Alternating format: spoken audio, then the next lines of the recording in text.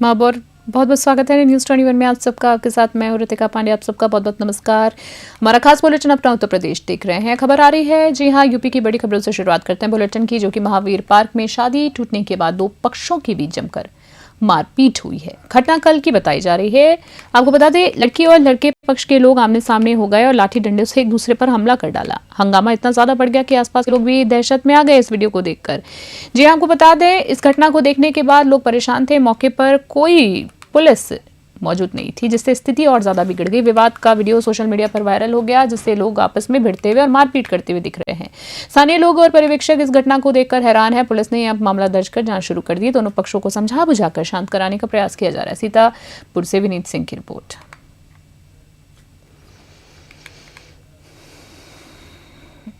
अलीनगर कला गांव में जमीनी रंजिश के चलते चाचा ने अपने भतीजे जाकिर अली पर धारदार हथियार से हमला कर उसकी हत्या कर दी है। आपको बता दें, मृतक युवक सुबह घर से टहलने निकला हुआ था, तभी घात लगाए हमलावर ने उस पर मौत के घाट उतार दिया।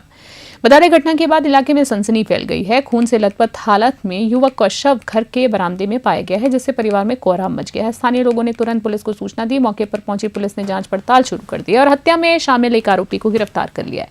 शव को कब्जे में लेकर पोस्टमार्टम के लिए भेजा गया है। पुलिस ने पूरे मामले की हकीकत और जी हां, तहकीकात शुरू कर दी है। तहकीकात में जुटी है और अन्य आरोपी को खोजा जा रहा है। बहराइच से राहुल वर्मा की रिपोर्ट।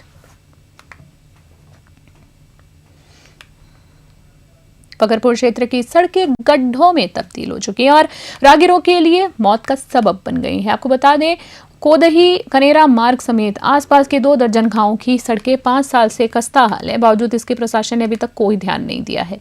सड़कें टूटी होने से राहगीर गिरकर घायल हो रहे हैं और हादसों का खतरा लगातार बढ़ रहा है। व्यापार में भी ठप दिख रहा है सब कुछ और दुकानदारों की आमदनी प्रभावित हुई है और ग्रामीण अर्थव्यवस्था पर इसका गंभीर असर पड़ा है। जनप्रतिनिधि और विभागीय अफसर चुप्पी साधे हुए हैं, वहीं जिससे ग्रामीणों को भारी आक्रोश देखा गया है। ग्रामीणों ने सड़क निर्माण की तत्काल मांग की और लोक निर्माण विभाग पर लापरवाही के आरोप लगाए। उनका कहना है कि अगर सड़कें नहीं बनाई गई तो हादसे और आर्थिक नुकसान बढ़ता रहेगा। बहराइच से मेराज अहमद की रिपोर्ट।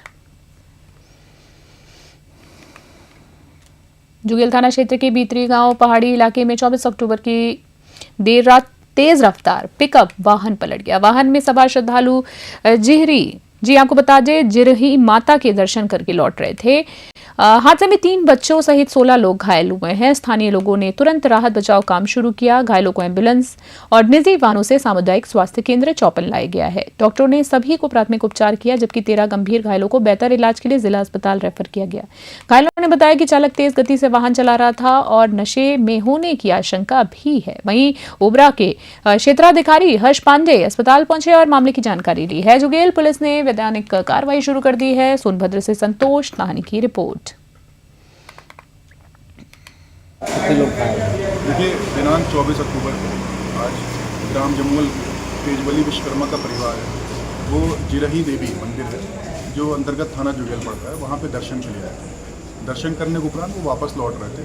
रास्ते में जो जिस पिकअप से आए थे, जिस पे बताया जा रहा है अप्रॉक्सीमेटली 20 लोग सवार थे, वो डिसबैलेंस हो गई तथा एक खाई में गिर गई, जिससे लोग चोटिल हो गए।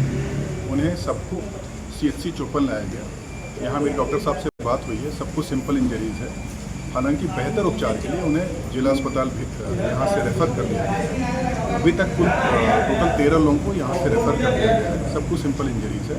कुल घायलों की संख्या कितनी है? कुल घायलों की संख्या जो अभी तक हमें प्राप्त हुई है वो 16 लोग हैं, जिन्हें घायल हुआ है। अब तक 13 लोगों को यहाँ से भेजा जा चुका है बेहतर उपचार के लिए। इसमें कई बच्चे भी शामिल हैं? जी हाँ, इसमें टोटल बताया जा रहा है 3 बच्चे शामिल हैं। लेकिन अच्छी बात यह है कि सबको सिर्फ सिंपल इंजरीज है, ऐसी कोई अभी नहीं बताया गया है। और जो जुगेल पुलिस द्वारा जो है अग्रिम इसमें वैधानिक कार्रवाई की जाएगी। सर्किट हाउस में GPS राठौड़ कैबिनेट सहकारिता मंत्री जी आपको बता दें, जाने भारत को एक करने वाले लौह पुरुष सरदार वल्लभ भाई पटेल की 150वीं जन्म जयंती पर आयोजित अभियानों की जानकारी दी है। बता दें, उन्होंने बताया है कि युवा कार्यक्रम एवं खेल मंत्रालय और माय भारत के माध्यम से पदयात्राएं आयोजित की जा रही हैं, ताकि युवाओं में राष्ट्रीय गौरव, समाज के प्रति जिम्मेदारी और एकता की भावना बढ़े। GPS राठौड़ ने कहा है कि प्रधानमंत्री नरेंद्र मोदी की जन भागीदारी के विजन से प्रेरित ये पहल युवाओं और वरिष्ठ नागरिकों को देश के इतिहास से जोड़ती है। उन्होंने विशेष रूप से अमृत पीढ़ी यानी युवाओं की भागीदारी पर जोर दिया। बरेली उपद्रव पर उन्होंने कहा है कि जिला प्रशासन ने मौलाना तौकीर रजा से वार्ता की है और पहल की थी, लेकिन कोई समाधान नहीं निकला। बिहार चुनाव पर उन्होंने कहा है कि भाजपा गठबंधन पूर्ण बहुमत से सरकार बनाएगी और जनता में पार्टी के प्रति खुशी की लहर दिख रही है। रामपुर से शाहबाज खान की रिपोर्ट।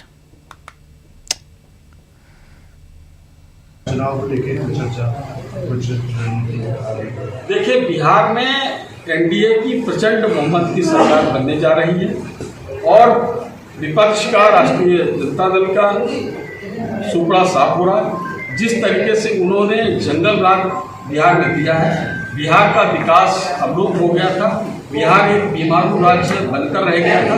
उस बिहार को नई दिशा देने का काम माननीय नीतीश कुमार जी ने किया है, एनडीए की सरकार ने किया है। आज विकास प्रगति पथ पर बहुत तेजी के साथ आगे बढ़ रहा है और बिहार भी उत्तर प्रदेश की तरह बीमारू राज्य के कलंक से हटकर आज विकसित बिहार बनने की तरफ अग्रसित है और निश्चित रूप से अगले कार्यकाल में विकसित बिहार बनकर लोकतंत्र का उत्सव होता है तो उस समय लोगों को लगता है कि भाई हमें क्या मिलेगा।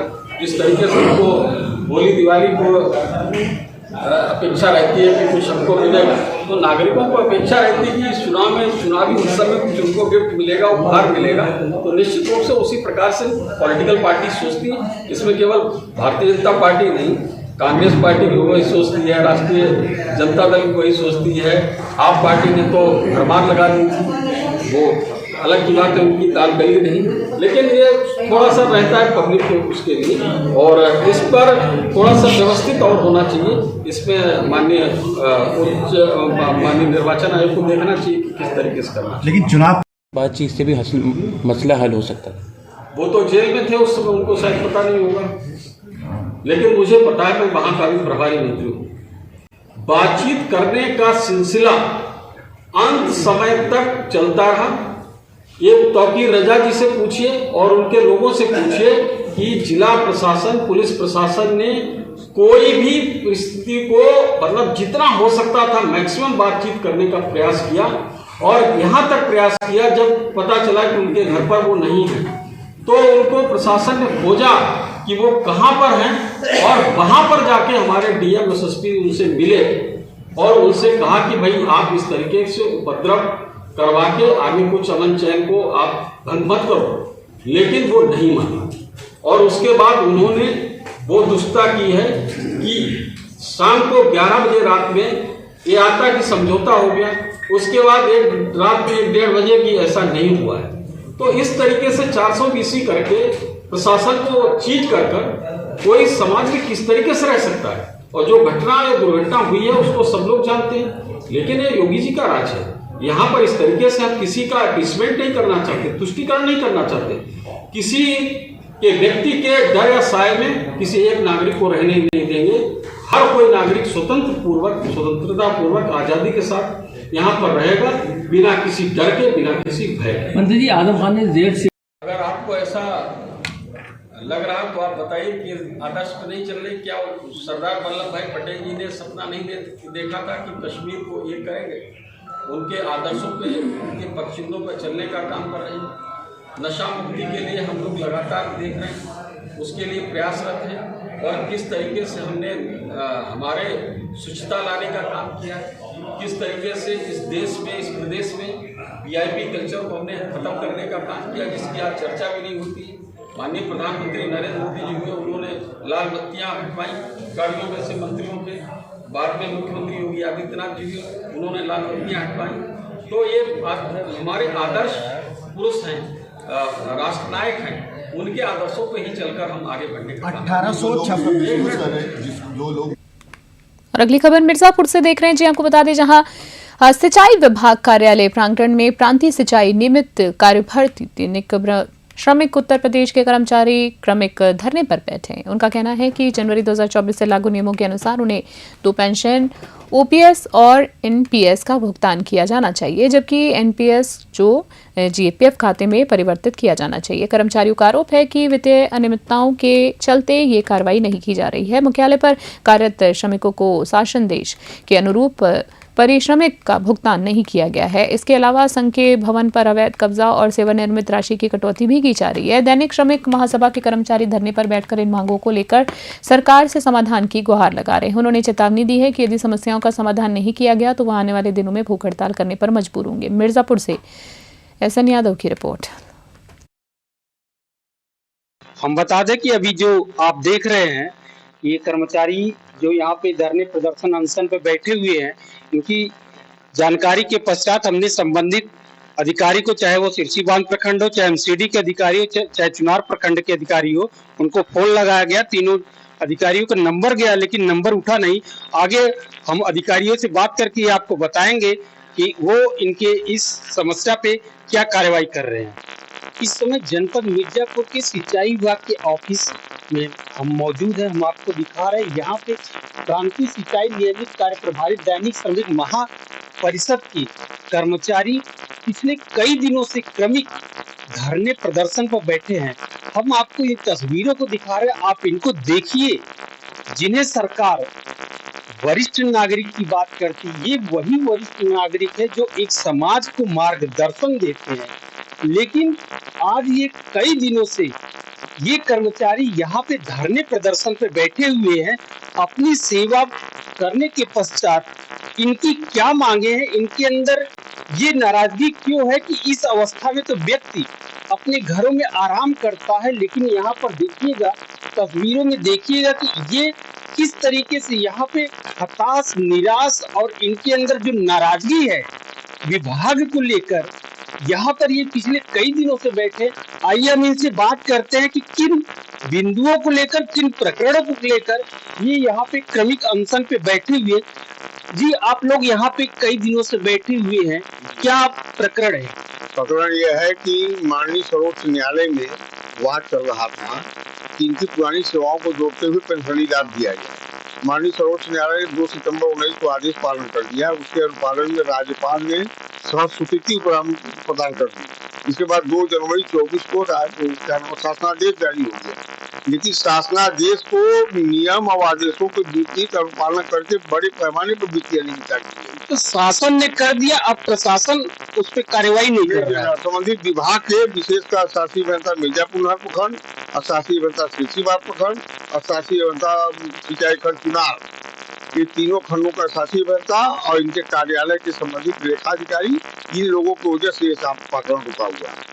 अब यहाँ पे जो आप लोग की मांगे हैं कि आपको 2-2 पेंशन मिल रहा है, 2-2 पेंशन मिलना तो एक तरीके से गैर कानूनी भी हो जाता है। बिल्कुल गैर कानूनी है। उसी की तरफ ध्यान आकृष्ट कराया जा रहा है कि आप नियम का अगर पालन नहीं करेंगे तो वित्तीय अनियमितताएं होंगी। उसी वित्तीय अनियमितताओं की तरफ ध्यान आकृष्ट कराते कराते लिखित और मौखिक रूप से कई बार कराया गया, लेकिन इनके ऊपर न हुआ। तो हम लोगों ने इससे पहले धरना दिया था, 32 दिन ये लोग धरना दिए, तब ये लोग कार्रवाई जारी किए, दबाव प्रशासन के आदेश के दबाव में किए। इसके बावजूद दिन संख्या 3 पे लखनऊ भी गए। लखनऊ में भी इनको बुरी तरह से लताड़ मिला कि आपने नियम कानून को कुताक फटक दिया है और 2-2 पेंशन दे रहे हैं। ये सीपी का लाभ के 2 दिसंबर 2008 को ही इनको मिल जाना चाहिए, नहीं दे रहे तो हल्ला नहीं मचाएंगे। कि चुनार प्रखंड के कौन सा श्रमिक है जिसको मतलब पारिश्रमिक भी नहीं मिल रहा, क्या प्रकरण? चुनार खंड के नहीं है, शासी अभियंता सिरसीबाग प्रखंड के हैं। ये है रामचंद्र और राजू। ये लोग 240 दिवस पूर्ण किए हुए हैं। 240 दिवस के नियम यह है कि 26 दिन उनसे कार्य लिया जाएगा और 4 दिन को रेस्ट दिया जाएगा। 26 जो वर्किंग डे उसको रेस्ट दे।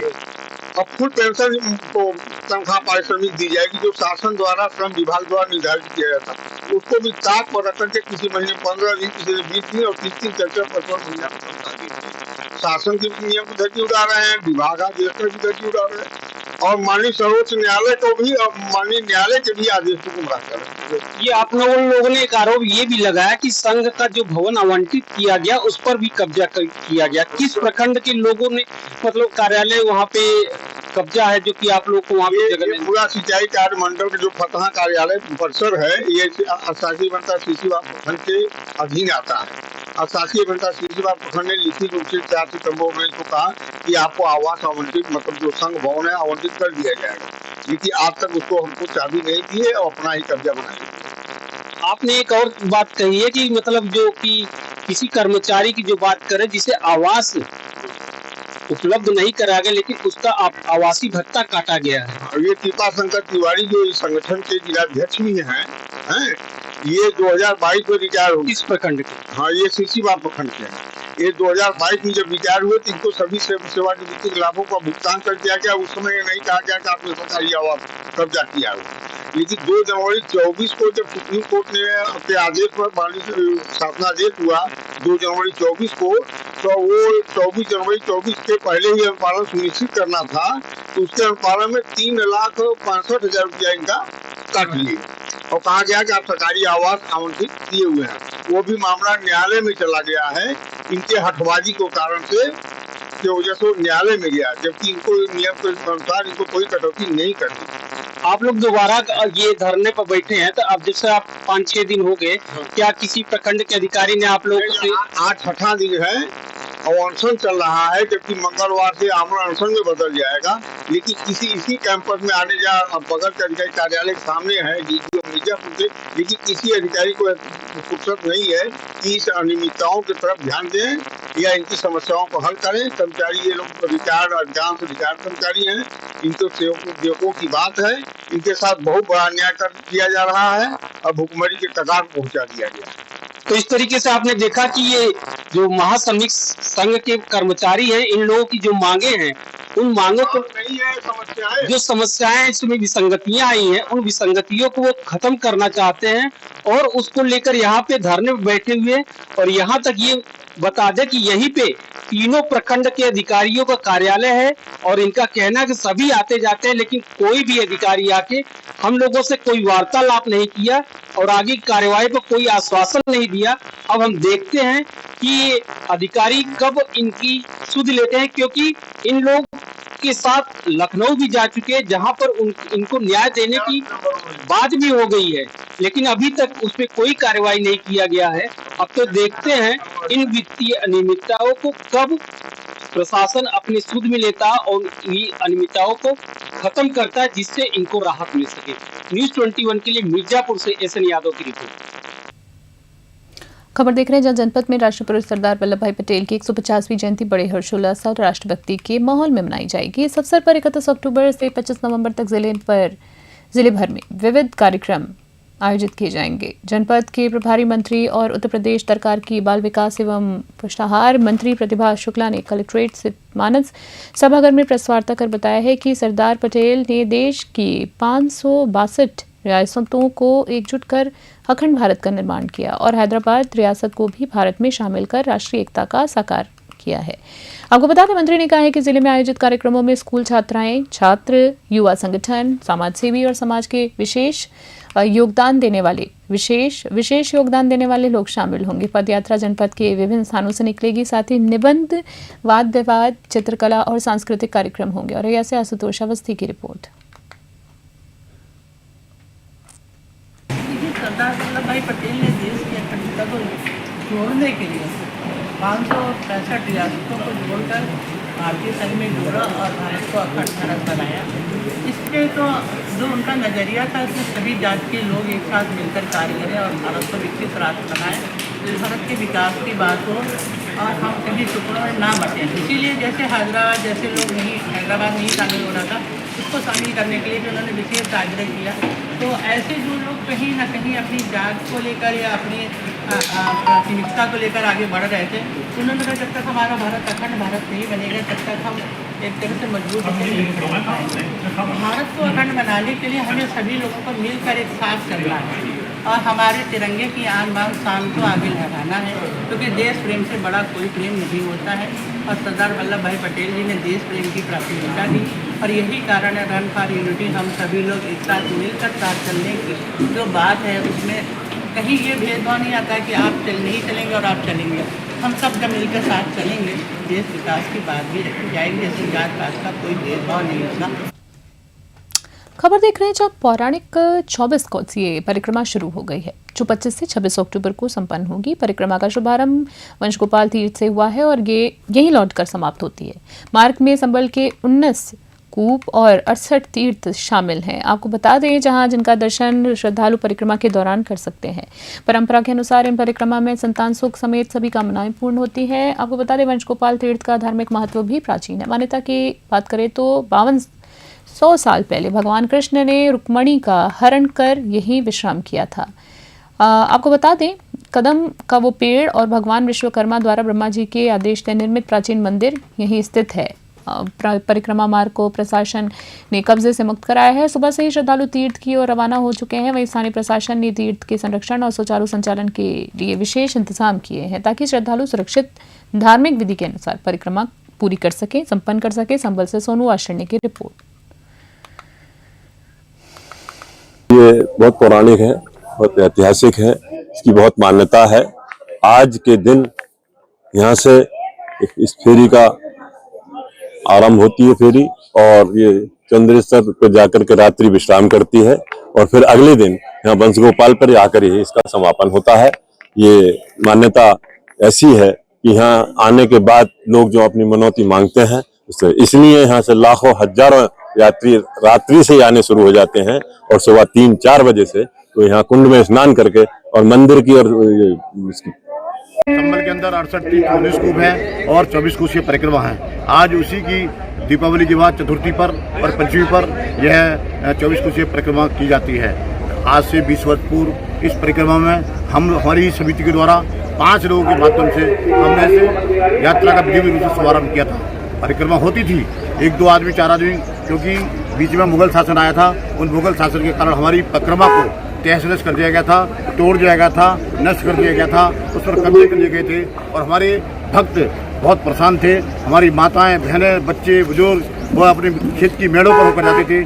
उसको 3 वर्ष पूर्व हमारी परिक्रमा समिति के द्वारा उस मार्ग को एक अच्छा मार्ग देने का प्रयास किया गया है। आज उसी का परिणाम है कि पूरे उस 3 वर्षों से जो संख्या उमड़ी है, जो भक्तों का जनसैलाब उमड़ा है उस परिक्रमा मार्ग पर, वो देखने लायक है। पिछली बार हमारे प्रशासन के द्वारा ये बताया गया था कि लगभग 3-3.5 लाख लोगों ने इस परिक्रमा में भाग लिया था। जो यात्रा आज से 20 वर्ष पूर्व 5 लोगों के द्वारा शुरू हुई थी, उसमें पिछले साल 3.5 लाख लोग आए और इस बार प्रशासन कह रहा है, पूरा क्षेत्र कह रहा है कि इस बार लगभग 5 लाख लोगों ने भाग लिया है। यदि समय रहते हुए हमारे उत्तर प्रदेश की सरकार, योगी सरकार के द्वारा जो प्रस्ताव भेजा गया है, उस प्रस्ताव को मंजूर करने के बाद निश्चित रूप से ये मार्ग और पक्का हो जाएगा।